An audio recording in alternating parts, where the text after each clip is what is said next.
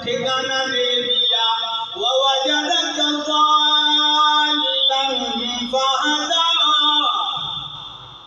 مانا کروں اگر دل کو لگ گیا اور سمجھ میں آ گیا تو اللہ کا نام بوجھنا چاہیے، ٹھیک ہے نا؟ فرمایا وَوَجَدَكَ ضَالًّا فَهَدَىٰ۔ میرا پیغمبر ہم نے آپ کو گمراہ قوم کے بیچ میں پایا، فَهَدَىٰ اے فَهَدَاهُمُ اللَّهُ بِكَ۔ میرا پیغمبر آپ کو گمراہ قوم کے بیچ میں پایا، سارے مکے والے گمراہ تھے، فَهَدَىٰ تو آپ کے ذریعے ان گمراہوں کو ہدایت عطا کر دی۔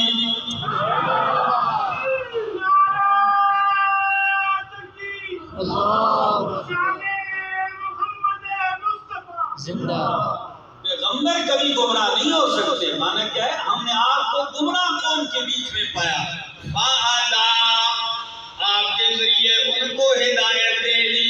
اور دوسرا معنی کرنے لگا وَوَجَدَكَ ضَالًّا، یہاں بھی گرامر کے لحاظ سے مضاف محذوف ہے، معنی ہوگا وَوَجَدَ قَوْمَكَ ضَالًّا فَهَدَىٰ۔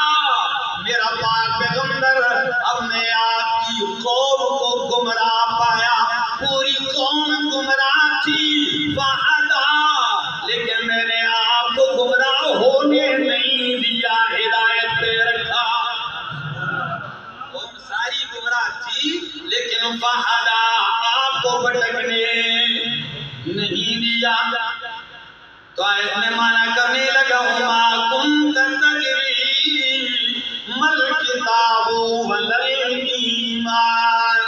قرآن آنے سے پہلے آپ کو معلوم نہیں تھا کتاب کیا ہے اور ایمان کی طرف دعوت کیسے دینی ہے، لیکن قرآن کو اللہ نے اتارا کیسے، کیا بنا کر؟ فرمایا وَلَٰكِن جَعَلْنَاهُ نُورًا، وَلَٰكِن جَعَلْنَاهُ نُورًا، لیکن ہم نے قرآن کو نور